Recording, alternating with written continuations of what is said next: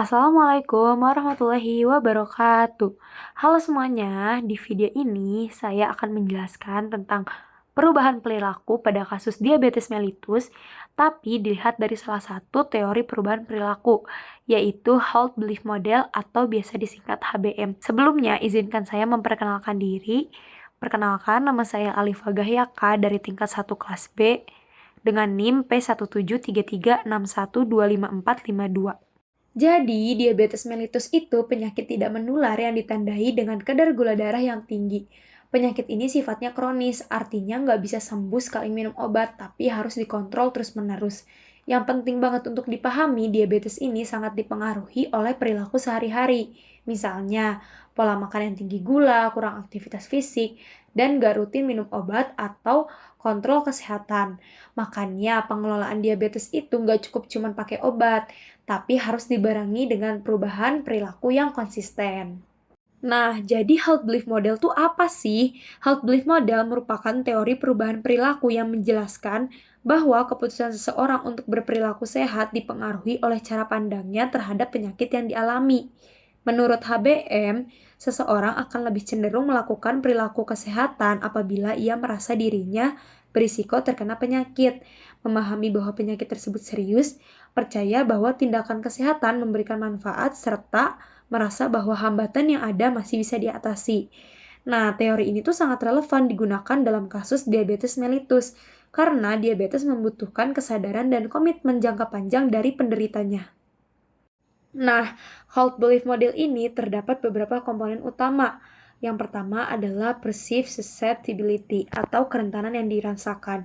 Perceived susceptibility merupakan persepsi individu mengenai kemungkinan dirinya terkena penyakit atau mengalami komplikasi.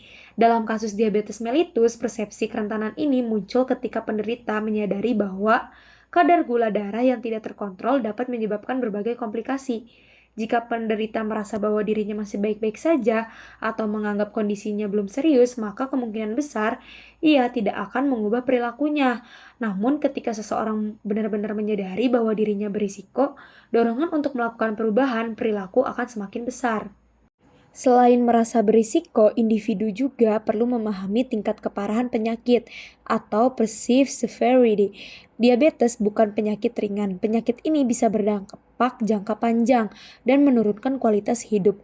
Ketika penderita memahami bahwa diabetes bisa berdampak serius, biasanya kepedulian terhadap pengelolaan kesehatan jadi lebih besar. Nah, selanjutnya ada perceived benefits, yaitu keyakinan bahwa perubahan perilaku akan memberikan manfaat. Misalnya, penderita diabetes percaya bahwa mengatur pola makan, rutin berolahraga, dan patuh pengobatan bisa membantu mengontrol gula darah dan mencegah komplikasi. Kalau manfaat ini dirasa jelas, motivasi untuk menjalankan perilaku sehat juga semakin kuat. Tapi di sisi lain ada juga perceived barriers atau hambatan yang dirasakan. Hambatan ini bisa berupa kebiasaan makan yang sulit diubah, keterbatasan waktu, biaya pengobatan, atau kurangnya dukungan lingkungan. Kalau hambatan ini dirasa lebih besar daripada manfaatnya, maka perubahan perilaku jadi sulit untuk dilakukan. Di Health Belief Model juga ada yang disebut dengan cues to action, yaitu pemicu yang membuat seseorang akhirnya bertindak. Pemicu ini bisa datang dari banyak hal seperti nasihat tenaga kesehatan, dukungan keluarga, informasi dari media, atau pengalaman sakit yang dialami oleh diri sendiri. Cues to action ini penting karena seringkali menjadi titik awal seseorang benar-benar mulai merubah perilakunya. Nah, yang terakhir adalah self-efficacy atau kepercayaan diri. Ini berkaitan dengan keyakinan penderita terhadap kemampuannya sendiri. Kalau penderita diabetes merasa yakin bahwa dirinya mampu mengatur pola hidup sehat, biasanya dia akan lebih konsisten. Sebaliknya, kalau merasa tidak mampu, meskipun sudah ditahu ilmunya, perubahan perilaku tetap sulit untuk dijalankan. Jadi, melalui Health Belief Model, kita bisa melihat bahwa perubahan perilaku pada penderita diabetes dipengaruhi oleh banyak faktor, mulai dari persepsi risiko, keparahan penyakit, manfaat dan hambatan dirasakan, adanya pemicu untuk bertindak, sampai kepercayaan diri individu itu sendiri. Jika semua komponen ini diperhatikan dan diperkuat, maka peluang perubahan perilaku yang positif akan jauh lebih besar. Baik, itu tadi penjelasan dari saya terkait analisis perubahan perilaku pada kasus diabetes mellitus menggunakan teori Health Belief Model. Terima kasih atas waktu dan perhatiannya.